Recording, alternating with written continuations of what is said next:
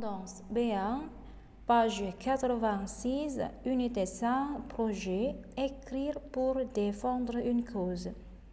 Vous allez prendre position pour ou contre une cause ou un projet. Vous recherchez des arguments pour défendre vos idées et critiquer vos adversaires. Vous écrivez une lettre ou une pétition et vous organiserez un débat sur le sujet. Vous pourrez travailler seul, par deux ou trois. Peut-on être contre les corridas? La corrida fait partie de l'histoire méditerranéenne. C'est une culture et une loi ne peut interdire une culture. On y puise des valeurs de courage et de loyauté. Dans le sud, on n'imagine pas une fête sans taureau.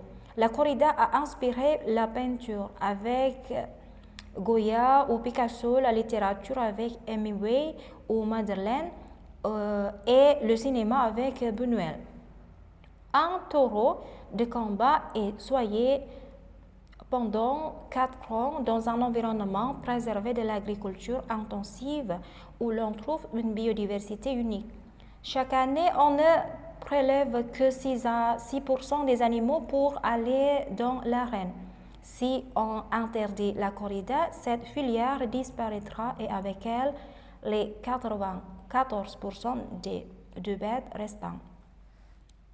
Je pense qu'il vaut mieux pour un taureau vivre 4 ans comme ça et mourir en combattant que naître en batterie et finir à l'abattoir.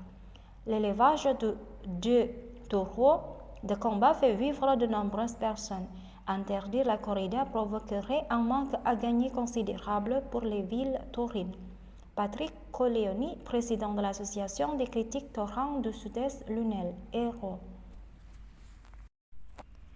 Un barrage contesté. Le projet de barrage dans la forêt de Sivan est défendu par le Conseil général du Tarn au nom des céréaliers qui manquent d'eau en fin de saison. Plusieurs collectifs les critiquent vivement depuis des mois avec 3 arguments clés. Le barrage ménage la biodiversité, près d'une centaine d'espèces menacées, favorise l'agriculture intensive et coûte cher aux finances publiques. Le débat sur la construction de cette retenue d'eau a pris de l'ampleur après la mort d'un jeune manifestant de 21 ans dans la nuit du 25 au 26 octobre.